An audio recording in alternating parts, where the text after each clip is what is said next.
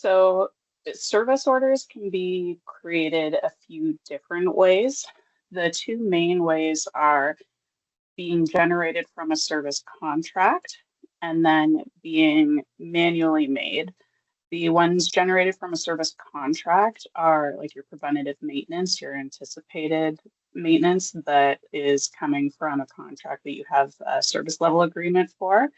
And then the manual creation of service orders, the typical use case is for emergency call-ins, one-offs, things that you don't have a reoccurring schedule for.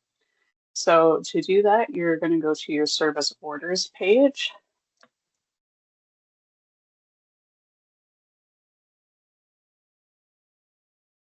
Then on your service order list page, you're going to select new. You're first going to select your customer. So I'm going to pick Coho Winery. And then when you scroll down to the line section of your service order, you're going to select a service item associated with that customer.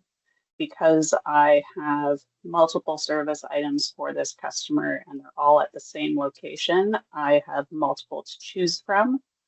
For this example, I'll just pick number 45. If I wanted to change the billing information, maybe Coho Winery owns this service item, but somebody else is paying for the service, I can change the bill to customer here. If it was going to a different location, I could change the ship to address down here. And then this section just gives me some details about the service order. So automatically populated, it's giving me the day and time that the service order was created.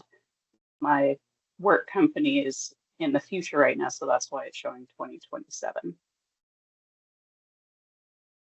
The service order status is automatically set to pending because our repair status code of our service item is going to be in the initial phase because we haven't done any work on it yet.